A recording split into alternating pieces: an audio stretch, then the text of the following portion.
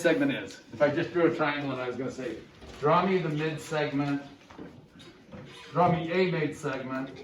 Here's the triangle. Doesn't matter. Draw me the mid segment parallel to AC. What would I connect? The midpoint of AB and the midpoint of A what? C. And that would always end up being what? Parallel to that. What do you think about the length of, we'll call it DC? It's half. So those are the two key elements of a mid-segment. A mid-segment is going to be parallel to the opposite base and half the length of the opposite base. Okay? How many mid-segments are there in a triangle, by the way?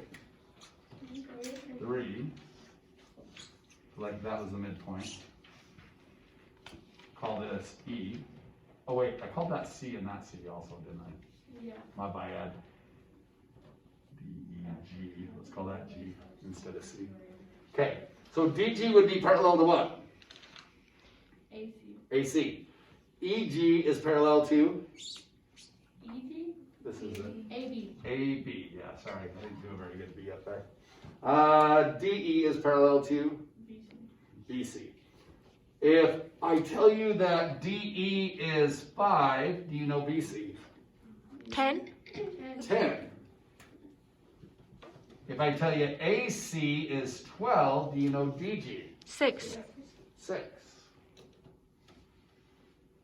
Let's see here. If I tell you AE, well, I know AE. What's AE?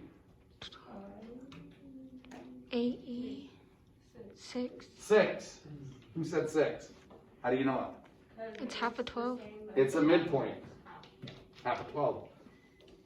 And it's the same as that because that's half of 12. So yeah. What's EC?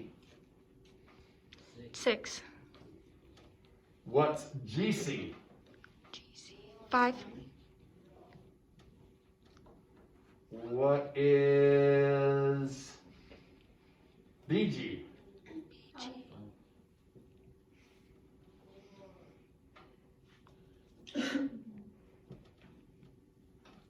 What's AB? 11. What's BD? It's 5.5. 5.5. What's AD? 5.5. Right. It's not that hard. Like I said, this isn't really super hard. It's not like super crazy or anything.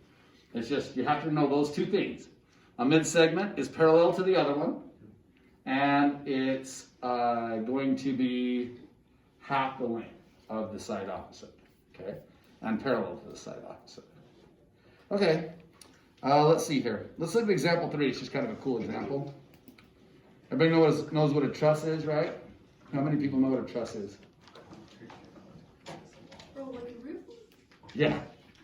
Okay, about half of you. That surprised me, actually. I thought most people know what a truss is. So a truss is what holds up your roof. Now, is a truss just simply a triangle like that? Okay, so first of all, most roofs, and this is a weird, stupid place because we have flat roof on top and it's not really flat, it has to slope. So if you look at the ceiling here, it's actually not, it's not the same height all the way across, is it? Like it's a lot shorter at the back than it is up here. It's because the roof is slanting, right? Most roofs slant though. Think about your own house. Does your roof slant? Or the ceiling, sorry. Does the ceiling slant? The roof slants, but does the ceiling slant? Most don't. Yours does. You're in a weird house though. So, but most people don't, right? Usually you're in a room and you either have 8-foot high ceilings, some of you have 10-foot high ceilings, some of you have 12-foot, you got like vaulted ceilings. But generally it's like that. This is like the ceiling of your house, right? Here's your door. Okay, whatever. You don't care. I'm really good at drawing houses. Now, all I care about is this though, right here. Now this can look differently. It doesn't have to be the same front and back. We're just going to draw it like it is. Okay. The pitch of your roof is how steep it is. But again, we're not really worried about that. All I know is that this is going to be my roof. This is my truss. Is it just a board this way and a board this way with a board across the bottom? No, what do? Got the mixed segment. Yeah, they use a bunch of mid segments to make this stronger. You should be an artist, Tom. Oh yeah, I'm really good at that. All right. What they do is they start just doing parallel lines to things. So they'll say, all right, they'll do a truss down this way, and then they'll say, okay, I want a truss parallel to that. And I'm going to do a truss this way, and I want a truss parallel to that. And then they'll start connecting across here. Well, then I want one parallel to the bottom, so it's going to go here, parallel to the bottom here. And they start connecting all these to make it so that this is strong, so that it'll hold, so that you don't have like snow caving in on you in the winter. Okay, so it really creates it strong. If you've ever crawled up into your attic, you'll see these little boards everywhere that are kind of weird, that look weird. So if you look at that example in your book, that's what it's talking about as a truss, okay?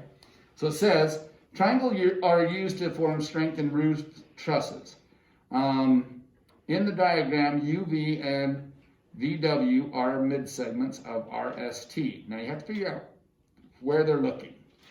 So look at RST. What is that? The big triangle. Can you see that? On the right is RST. UV is parallel to what? RT. What is the length of UV and why? 30? Nope. 45. How come it's 45? That's Half of them. It's half of the 90 that is along the bottom. You with me now on that? Okay. It tells me that VW is 57. What's the length of SR? 57. One. Double 57, right? So that's what? 114, right? So that's going to be 114. Now, let's see here. Good enough? Oh, that's all it asked. Good enough. Just thought that was an interesting one. Look at example 5. Okay. This reminds me of Salt Lake and Vine Street. Has anybody ever been in Salt Lake on Vine Street? It's a weird street because most of Utah, how is it laid out? Like every town in yeah, every town is laid out square. Brigham Young, when he started settlements, always told them to make it square to go north, south, east, and west. Okay, so you would just lay out your town, north, south, east, and west. You'd have first north, first, you know what I mean? And then south, and then west, and then east, and you just make it a square. So it's called the town square. Utah's weird, by the way. Have you ever been, who's been to like Nebraska or Kansas or any of those kind of Midwestern rural places? Anybody been there? They don't have towns. Like, they'll just all of a sudden have a store, but there's like 2 houses around the store. And all these people are living out on their what? Land. On their farms, yeah. Is that, I mean, we have a little of that in Emery County, but the majority of people live where? In a town, and then what? On the outskirts of the town are the what? Farms. That's just the way Brigham Young set it up back in the old days. So he's like, this is the way we're going to do every town in Utah. So almost every town in Utah, it is seriously hard to get lost. And if you have people from out of state come to Utah, they're like, dude, you guys are just like, you can't possibly get lost unless you go to Vine Street. Because there's this one little weird road in Salt Lake that starts kind of by 215 and 13th South, and then it starts going crazily across the valley, and you end up almost downtown. And you're like, what just happened? I'm cutting across all these neighborhoods. I'm not going north, south, east. I'm going like, who knows what? Like, sometimes north, west. Sometimes it curves and then goes northeast, and then I don't know where I'm going. Sometimes it's going south. You don't know what you're going. It's just this one little squiggly street, right? So as you look at this one, you have 4 streets, and you have a little tiny street called Pear Street. Can you see that on example 5? Okay. And what does it say? It says, well, Pear Street interstates Cherry Street and Peach Street at their midpoints. Boom, what do you have? Mid-segment, right? Okay, your home is at point P. Where is P? Oh, at the top. Okay, my house is on the corner at the top. Okay. is at point P. You leave your home and jog down Cherry Street to Plum Street. Cherry Street to Plum Street. Okay, got it. And then over Plum Street to Peach Street. Okay. Up Peach Street to Pear Street. Over Pear Street to Cherry Street. And then back home to Cherry Street. Okay? All right. Up Cherry Street. How many miles did you go? What? How many miles did you go? 2.6. So you went 2.6 on the first leg, right before you took a turn. And then you went what? 1.4. What's 1.4 and 2.6? 4, right? 2.6 and 1.4? 4, okay. And now I'm going to go up how far? This is the tricky one. No, half. Half of what? 2.2. 2.25. So half of 2.25 is, you're going to have to do this on your calculator. The 1 is easy. It's 1 and an 8. It's 1.125, I think. So 1.125. So now I've gone 1.125. What's Pear Street? How long is it? Half of 1.1. Half of 1.4, so that's point what? 7. 0.7. And I already was at 4. 0.125, and 0.7 is 0.825, right? So I'm at 0.825. And then I got to go up another 1.3. Anyways, you add all those up, and what do you end up at? Apparently what? 7. But that's all I did, is just add them all up, okay? But are you using half lengths? Yes. Am I using double lengths? Sure, sometimes. And you're just doing that same sort of thought process, though, that goes with it. So is this hard at all? This is honestly easy. So I'm just telling you, you can stop that now.